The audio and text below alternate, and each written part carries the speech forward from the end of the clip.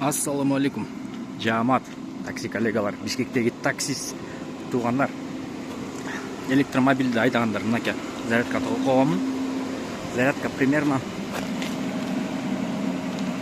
37 мүнөттө 94 толтуруптур. Бияка келгенде 23 болчу. Электромобилдердин немелиси. Неле? Сханяк кылган жери, короче.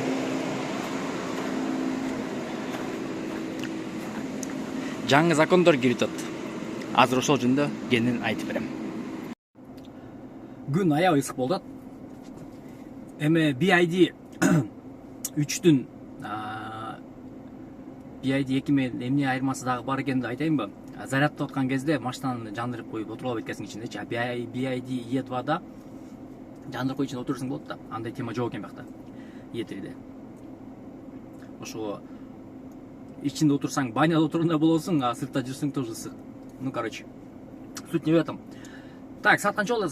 Саат 1-ден 50 мүнөт өттүр. Саат 1-де токтотконмун, получается, зарядка алып, тияктагын кылып, эртең мен саат 7-ден 45 өткөндө чыкканмын, 8-де, грубо говоря. 2460 сом иштептермин. Ушул убакытка чейин. А дальше уже, получается, аренда жабылды деп коелу. Зарядка болду, эми дальше могу заряд түгөнгө чейин чөнтөккө, анан еще зарядка кылып үйгө кетиш керек. 2 жолу зарядтап эткем күнүнө. E3'ни. Эгерде эме кондёрду жандырбай эле иштетсең, анда где-то бир 220-230 жетет экен. Эгерде кондёр менен жүргөн болсоң, 150-гө жетип калат экен да. 150-ге и то от силы.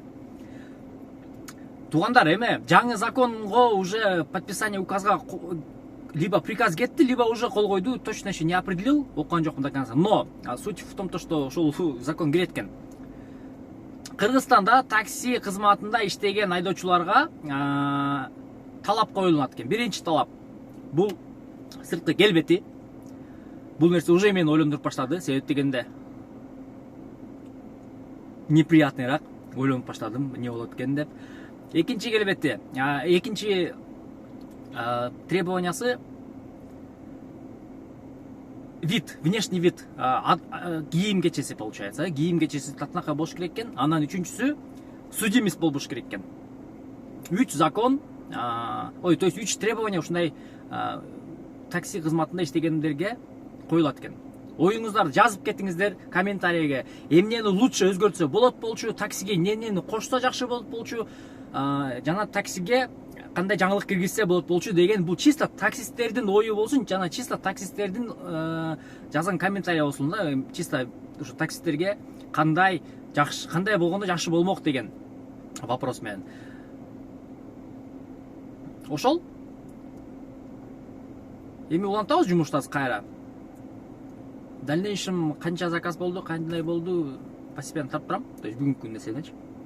А так бүгүн саат эртең менден баштап саат 11:30га чейин прямой эфирде отурганмын. Прямой эфирде отурганда эме болуп кетти. Светофордо бир аз туруп калсам эле, короче, күндүн нуру тийген үчүн телефон перегрел болуп өчүп калды. Завершение болуп калды эмечи. Трансляция. Ошого азыр дальше чисто кол менен ар бир эмеде заказды завершить атканда, же болбосо кандай бир случай болгон, ошол случайларды тартып аягында кийин бүгүн канча болду, эмне болду деген вопроско тоже видеонун аягында чыгарам. Бирок обязательно комментарий жазып кетиңиздер. Именно таксисттердин ойлору кызык болот да. Эмне кылганда жакшы болот эле, эмне болгондо мындай болот эле деген. Просто ар кимдин оюңузда бар да. Ушундай кылсак жакшы болот эле, же мындай кылсак мындай болот эле дегенчи. Может, там аренданы азыраак кылыш керек, парктар деп эле. Может, Яндекс такси сферасында Яндекс крупный агрегатор болгон үчүн комиссияны азайтыш керек деген ой эми ар ким өз оюн ошону жазып колдоп кетиңиздер.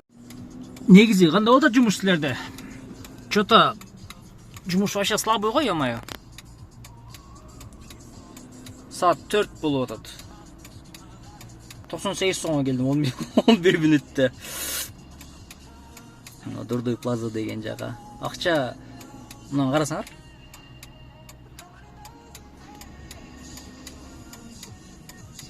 Бул эмне деген? Эмне деген бул? Уже 8 сааттан бери, 1 саат кетсин зарядкага, 7 сааттан бери линияда экенмин да. Комфортко вообще заказ жок. Эконом жандырсаң берип атат, бирок эконом жандыргым келбей атат да. но жандырасың да, сен заказ бербей атат. Айла жоктончу. Кандай болуп атат заказда силерде вообще негизи? Бул убакытка чейин жакшы эле. Ага. Не дейт? Попутчик менен берип атат, Кеттим мен попутчикке.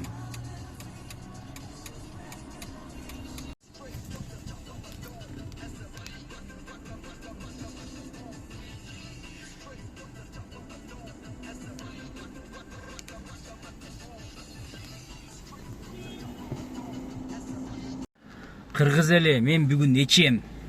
Менде бүгүн депрессия дейт го. Короче, блин, жана попутчикти алып туруп. Короче, келдим. Тагы 169 сом болот, биринчи заказ. Бул 121 сом. 141 сом компенсация скидки дейт го. Аябай эле, короче, жаман болду. 1 саатта. Жандырбай эле койт окшойм, мен чыдап күтөт окшойм, походу, комфорт до конца элечи, бир болсо. Же не болот өтөбүз негизи? Комфорт чансам заказ жок. Ай, акча мындай болду, акча карабайсың акчанычы. Ладно. Саат ушинтип 7-ден 35 өттү. Бүгүнкү күн эсебине бүгүн кичине мындайраак күн болуп калды окшойт. Заказ жок. Анан кийин көп эле адамдар жазат го, чөтө заказ жок деген. Бияк заряд болду. Азыр заряд бүтүрүп алып туруп, как раз по делам коюп туруп, кичине 1-2 заказ кылып туруп, домой койгон болсом, бүгүнкү сумма бир аз кичине көбөйөт го дейм. А так ушундай. Авария болду ойлопмун, көрсөтөт, полицейский өткөн турбайбы?